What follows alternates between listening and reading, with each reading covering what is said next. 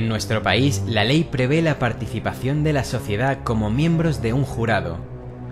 El cine y la televisión han creado una imagen estereotipada de esta función, pero ¿hasta qué punto es real?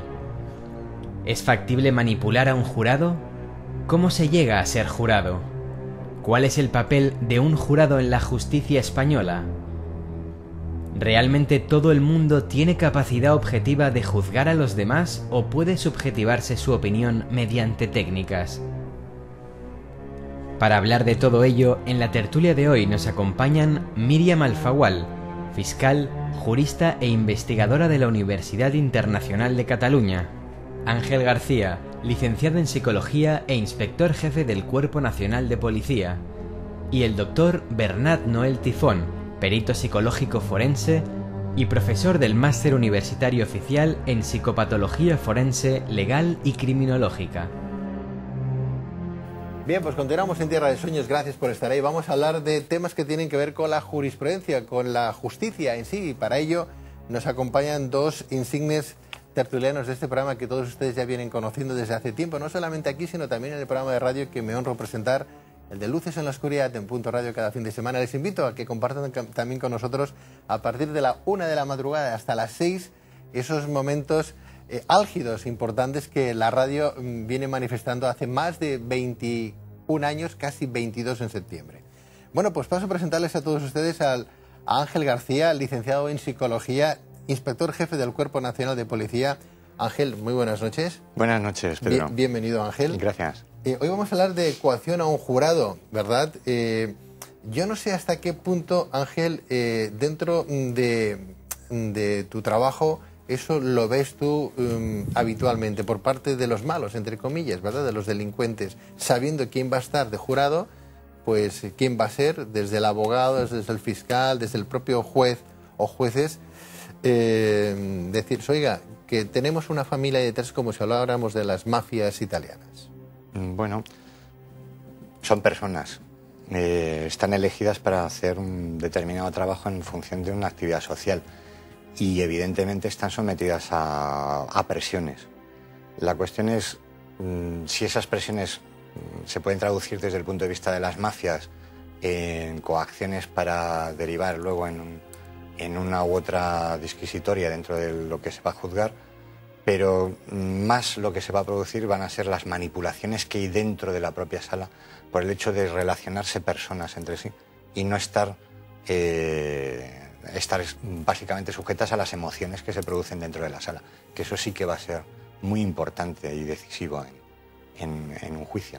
Bien, pues Ángel, muy buenas noches, bienvenido a Tierra de Sueños, gracias por estar con nosotros. Damos la bienvenida también al doctor Bernat Noel Tifón, perito psicológico forense, profesor del Máster Universitario Oficial en Psicopatología Forense, Legal y Criminología.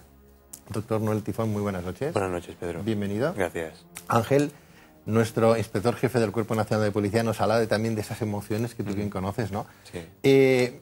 ¿Alguien se puede retractar de querer ser o de participar en un jurado en un momento determinado aludiendo a que no se encuentra emocionalmente en su momento más álgido? En todo caso, eso se platicaría, tengo entendido, es el momento de la selección del jurado. En todo caso, si el sujeto lo manifiesta, desde el punto de vista jurídico, tienen la vía de convocar al médico forense para que pueda expresar estas emociones al profesional, en este caso de la medicina, y que está dentro del Cuerpo Nacional de Médicos Forenses, para que después emita su dictamen y que luego finalmente los juristas valoren la respuesta que haya podido ofrecer el miembro del jurado. Comencemos hablando de la ley, con la ley en la mano, y le preguntamos a nuestro licenciado también en Psicología, al inspector jefe del Cuerpo Nacional de Policía, Ángel, con esa ley en la mano, exactamente qué dice nuestra legislación sobre el jurado. ¿Lo debería de haber en todos los juicios o no? No. El Tribunal de Jurado está preparado para determinados delitos. Lo que es curioso es que hay una disparidad tremenda entre los delitos que se van a enjuiciar, porque igual están enjuiciando allanamiento de morada como el delito rey, que es el homicidio. Y es básicamente para lo que está preparado y es lo que es más mediático, el delito de homicidio, la muerte violenta de una persona. El tribunal de jurado lo que se especifica es que tiene que estar formado por una serie de personas que cumplan una serie de características desde el punto de vista de la imparcialidad y de que estén en plenas facultades psíquicas y que están escogidos al azar para dictaminar si encuentran culpable o no de ese delito a una persona, desde un punto de vista no profesional. O sea, se hace una especie de casting, entonces. Sí. Se eligen en función de unas determinadas premisas, como son el que sea mayor de edad, como son el hecho de que tenga sus facultades mentales y físicas plenas, como son el hecho de que no tenga ningún vínculo con la persona a la que está imputada, vínculo emocional o vínculo parental. Entonces, claro, vínculo emocional en determinados casos, cuando son delitos que se han producido de forma que se han conocido muy mediáticamente, que han sido muy importantes a nivel social y están ahí latentes, pues la vinculación es patente, no se puede reprimir. Bernat, ¿hasta qué punto una persona tiene poder objetivo para juzgar en un momento determinado? Esto es muy difícil. Es decir, siempre que existe algún tipo de ilícito, se haya perpetrado algún tipo de ilícito, se juegan una gran cantidad de variables, sobre todo de tipo emocionales, sentimentales, de tipo pues, por parte de la víctima, por parte, evidentemente, de la víctima en tanto que viva, evidentemente, porque recordemos, y recogiendo las palabras de Ángel, recordemos que los miembros del jurado, o lo que es el tribunal del jurado, se aplica para delitos de homicidio, asesinato, allanamiento de morada e incendios. Entonces, claro, todo este conjunto de ilícitos que se hayan podido perpetrar crea siempre un tipo de alarma social según la envergadura que haya podido, digamos, incidir a nivel social y remueve muchas emociones, muchos sentimientos. El hecho de ser objetivo o no, eso evidentemente recae por parte de los profesionales de la juristas intentar ser lo más jurídico y sobre todo pues la dinámica de cada uno. Es decir, por ejemplo, la Fiscalía lo que aplica es el principio de legalidad y su señoría, el juez, lo que aplica evidentemente es el principio del derecho, de alguna manera por parte del juego establecido dentro de la sala, ¿no? Entiendo que cada uno en su trabajo, en su profesión, en su día a día, estamos hablando de ecuaciones al jurado, ¿no? Gente muy mala, muy delincuentes que conocen al jurado y dicen, bueno, estos señores van a hacer que yo acabe o no entre rejas en un momento determinado, y coaccionan a ellos o a las familias como para que aquella persona no esté predispuesta a someterse a ciertas preguntas, etcétera, etcétera. Una persona puede eludir ese ministerio en un momento determinado diciendo que oye voces extrañas, que no se siente bien, que no se siente equilibrado emocionalmente, un poco pues por esa coacción, y se inventa, o ¿es un argumento válido en un momento determinado o no? Claro, a ver, yo tengo entendido que si es, por ejemplo, un caso grave, como bien ha dicho Ángel, que es el delito rey, que es el homicidio o asesinato, está contemplado dentro de nuestro Código Penal que el imputado es al que se le permite o que tiene el derecho de poder, digamos, poder mentir. Está contemplado en el Código Penal y creo recordar que es así, ¿verdad? Entonces, bueno, una cosa es la mentira expresa para eludir algún tipo de sanción o un tipo de sanción punitiva de tipo penal, y otra cosa realmente el hecho de que el sujeto realmente sufra algún tipo de trastorno mental, por ejemplo, la sintomatología que viene descrito, que escucha voces, que eso ya formaría parte de un trastorno psicótico como sería un trastorno esquizofrénico, ¿no?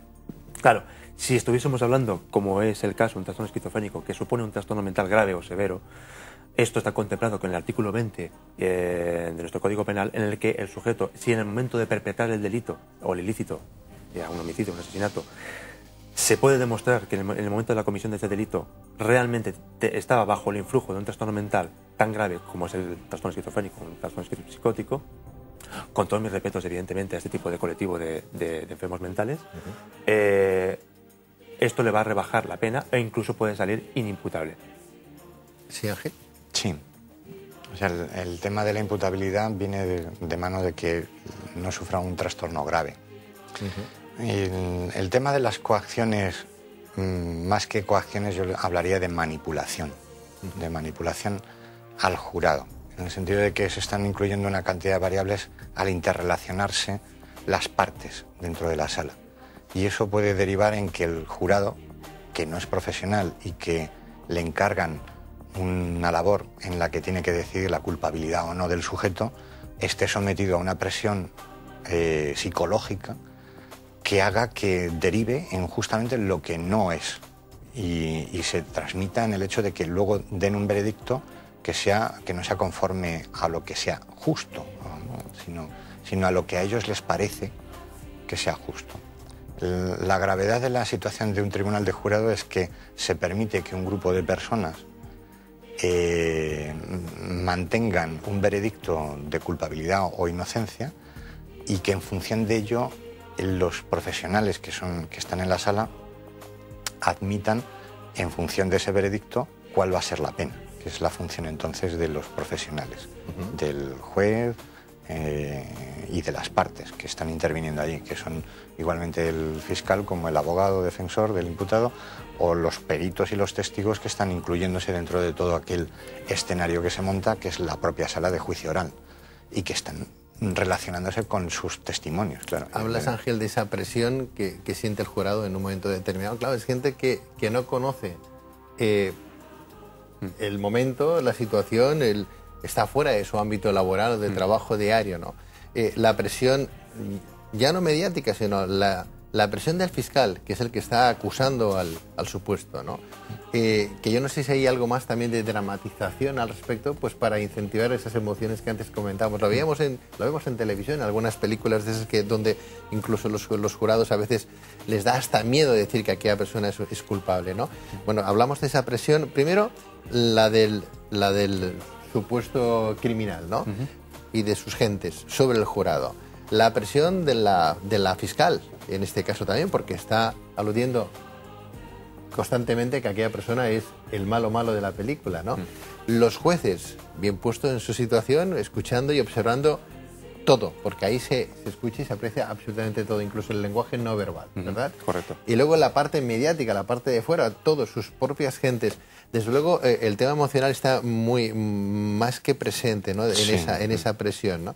Uno puede decir, bueno, pues hasta aquí hemos llegado y me retiro, y no quiero participar, cuando hablamos de jurado. No. No, uno no puede evadir esa situación. El tema es un deber cívico. Lo curioso es que es un deber cívico, entonces eso no se puede evadir. Tiene que aducir algo que sea una causa realmente importante o justificable. Antes decía el doctor, ¿no? Pero no puede ser, no quiero. Por eso hay que entender un poco el tribunal del jurado qué predisposición tiene. Yo siempre he pensado que es gente que está molesta con esa situación. Primero porque les están sacando de su ámbito normal, laboral, y les han encomendado algo que es muy importante, que es decidir si una persona ha matado a otra. Y en función de ello una pena que va a ser muy grave. Les están jugando 20 años de cárcel. Eso es destrozar la vida a alguien. Entonces, ¿qué ocurre? Este tipo de personas en un tribunal de jurado, solo si lo tienen súper claro y lo tienen tan claro que no les deja ningún lugar a dudas, pues van a decidir que esa persona es culpable. En otro caso siempre andarán poniendo pegas. Y ahí es donde entra el tema de la emocionalidad y con lo que se juega en la sala. El hecho de que no todas las partes están jugando con su bien hacer y con su saber hacer, sino que además están jugando a través de la comunicación no verbal, a través de la comunicación verbal persuasiva o de una buena gestión dentro de una comunicación asertiva. Están influyendo, están manipulando la situación de cara a que siempre beneficie a una de las partes. Veremos quién manipula más, si o bien el abogado defensor o el fiscal inmediatamente, ¿no? En cualquier caso, nos vamos a unos pequeños minutos comerciales y volvemos inmediatamente con nuestra tertulia.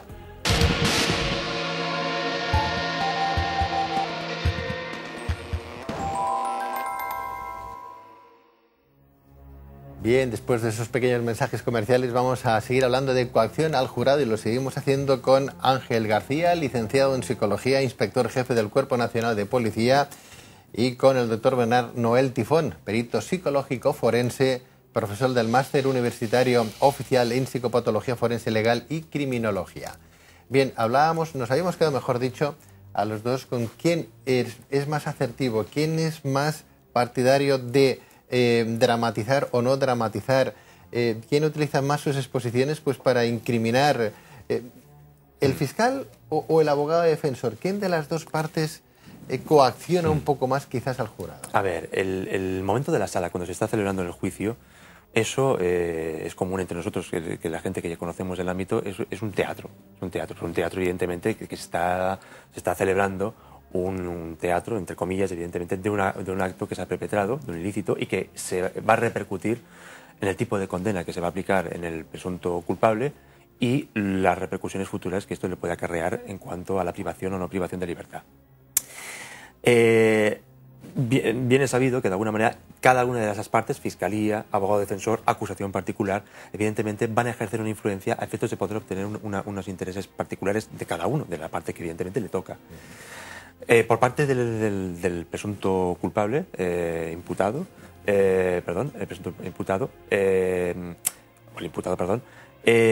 el abogado defensor es el que intentará mediar, influenciar sobre la figura del fiscal, sobre la figura de la acusación particular y, evidentemente, por excelencia, sobre la figura del magistrado juez y también, si es el caso del tribunal de jurado, a efectos de poder conseguir el interés de su propio cliente, que es, evidentemente, que salga pues eximente de cualquier tipo de culpa y que no se le aplique ningún tipo de condena. Esa sería, digamos, la piedra filosofal de la defensa que practica un abogado defensor. Claro, pero si lo vemos, lo traspolamos en otro sentido, que es la acusación particular, va a intentar también conseguir sus intereses con relación a la víctima, que si la responsabilidad civil, que si pedir más pena al presunto culpable, al imputado, con lo cual, de alguna manera, es un juego de intereses. Y la Fiscalía, que aplica el principio de legalidad, juzga una serie de hechos aplicando el Código Penal con relación a una serie de ilícitos perpetrados y, de alguna manera, pues con relación a este tipo de hechos que se han perpetrado, pues aplica el Código Penal según lo estipulado en nuestro Código que tenemos establecido. Yo voy más allá. O sea, estoy de acuerdo con Bernat, ¿no? en el hecho de que, claro, las figuras están delimitadas y cada uno aplica todo este teatro en función de sus intereses. Pero es que ahí hay más figuras todavía. El propio fiscal, independientemente de que se mantiene dentro del principio de legalidad, luego el fiscal evidentemente trata de probar la culpabilidad del imputado. Y entonces trata de probarla con todas las herramientas que tiene a su alcance.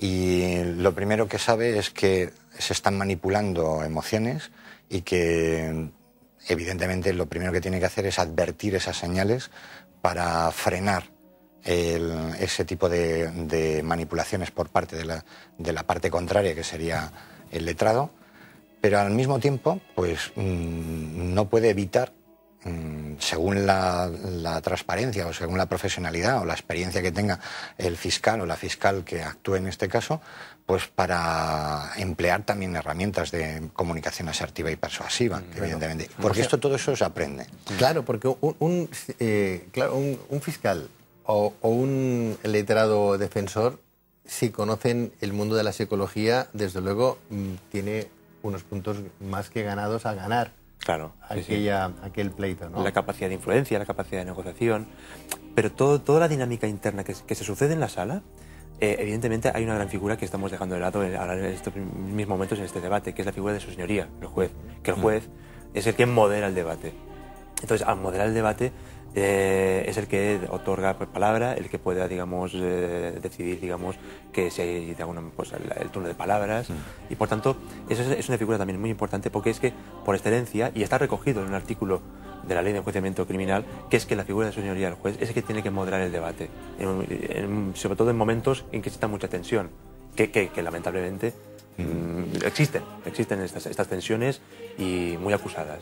De forma lo que sí que es cierto es que las más efectivas son aquellas intervenciones en las que no se produce tensión, sino que la tensión va encubierta y que viene de forma latente. Y se están manipulando emociones sin que los demás se enteren, apoyándose en determinados aspectos de comunicación no verbal para reforzar un mensaje verbal. La Comisaría General de Policía Científica era consciente de todo este tipo de problemas y desde el punto de vista de que hay una serie de peritos que estamos trabajando dentro de Policía Científica en diferentes campos y que estamos en las salas continuamente defendiendo las periciales desde el punto de vista público sean periciales lofoscópicas o de incendios o de biológicas de ADN o de lo que sea, ¿no? Dentro del punto de vista de la criminalística. Vieron que el trabajo del experto se traducía en que la prueba de carga se valoraba dentro de la sala en el juicio oral y el hecho de que a lo mejor un letrado pudiera restar credibilidad de alguna manera, subterfugiamente o de forma directa, de ese perito, hacía que la pericial se malograra y todo el trabajo se fuera abajo. Entonces la Comisaría General establece un plan de trabajo y un proyecto de estudio ya en el año 1998, para intentar ver qué es lo que ocurre dentro de una sala, sea igual que sea tribunal de jurado, la Audiencia Nacional, las audiencias provinciales o juzgados penales, en donde se viera qué relaciones se establecían desde el punto de vista del perito en la forma de exponer su pericial y el abogado. Y se veían formas de ataque muy sutiles. Se contabilizaron más de 50 formas diferentes de ataque y se establecieron pautas pues para que los peritos tuviéramos una base, una formación sistemática y organizada de cómo exponer la pericial en los juzgados. Claro, eso está, desde luego hay que ser bueno en los dos frentes, ¿no? Sí. De ahí quien puede ganar en un momento dado un pleito, ¿no? Pero claro, en esa sala el máximo exponente es su señoría o sus señorías, ¿no? Entiendo que esas señorías no solamente tienen que conocer esos grados psicológicos asertivos, persuasivos, etcétera, sino todos, y ver cómo trabaja el fiscal y ver cómo trabaja el abogado. Correcto. Y conocer qué artimañas y qué golpes bajos utilizan unos y utilizan otros para que aquella persona caiga en un descrédito, ¿no? Por su trabajo, por las pruebas que viene a manifestar. Otro tema que también nos parece muy interesante y es el tema de los medios de comunicación, ¿no? ¿Cómo explicarle al jurado en un momento dado que no haga caso a ese doble juicio paralelo que se está haciendo en los medios de comunicación y que a veces influyen de forma muy notable, ya no en sus señorías, que a lo mejor hasta todos somos humanos, hasta podría incluso decir, bueno, pues a lo mejor ahí se ha descubierto algo que aquí no se habló en la sala, ¿no? O bien tanto en el fiscal como a los abogados defensores, ¿no? Porque defender algo que a veces es indefendible, después de ese doble juicio paralelo es complicado. Los miembros del jurado están aislados, es decir, los miembros del jurado cuando son escogidos y están cuando ya inicia las sesiones de sala del juicio, van a un hotel y están totalmente aislados de cualquier tipo de medio de comunicación que puedan influirles en el momento de poder decidir con relación al motivo del litigio. En principio yo tengo conocimiento que están aislados en cuanto al sentido de que solamente pueden ver la televisión ciertas horas del día, en los que evidentemente no coincide con lo que son los espacios de las noticias, y también tengo entendido que cuando reciben los diarios, la prensa, se le da a la prensa, pero omitiendo este tipo de contenido con relación a lo que es la causa del litigio, el motivo del litigio. Por lo tanto, se espera o de alguna manera se intenta que estén totalmente asépticos en cuanto a la información que les puede provenir de otras fuentes que no sean, evidentemente, el origen jurídico-legal. El problema es, porque claro, como dice Bernat, evidentemente durante el momento del juicio sí que están aislados, pero el problema es que hay determinados delitos que se han producido y que han tenido una expansión mediática tremenda. Previa, claro. Y entonces, esa expansión mediática no se puede controlar porque ha sido previa a la decisión del casting en el jurado. Correcto. Con lo cual, la presión a la que se han sometido y todas las variables que están funcionando a nivel de cada uno de los miembros del jurado es una forma incontrolada. Incontrolada. Ya, pues esos miembros salen a la calle, tienen que volver a sus casas. Si hay un doble juicio ahí en el aire, van a quedar influenciados de alguna manera sobre lo que están viendo también en televisión y que piensan, esto no salió, porque a veces los periodistas sacamos cosas que a lo mejor no interesa ni una parte. Pero no salen a la calle, ¿eh? Es decir, cuando se celebra el juicio, no salen a la calle, están haciendo vida en el hotel. Sí, hasta que no se acabe el juicio. Hasta que deliberan ellos. ¿Esa es cátedra? O sea, los comentarios del jurado, ¿esa es cátedra? ¿No sale de ahí? ¿El juez tiene potestad para alterar algún tipo de comentario? Puede emitir un voto particular. Puede emitir un voto particular y a partir de aquí ya la vía jurídica que sea pertinente, ¿no? Pero los miembros del jurado, yo tengo entendido, a riesgo de equivocarme, si no... Sí, no, ellos están tengo aislados. entendido que están aislados totalmente están aislados. hasta que ellos emiten su propio veredicto. De tal manera que la ley protege todos los vínculos legales y toda la legalidad desde el momento en el que se forma el jurado. Pero lo que es incontrolable es qué ha sucedido en las mentes de la opinión pública antes de que se celebre el juicio y que se forme ese jurado. Porque hay un tiempo muy importante. Una pregunta que os hago a los dos para finalizar. ¿Debería estar prohibido que existieran estos juicios paralelos, que los medios de comunicación hicieran este tipo de juicios de valor?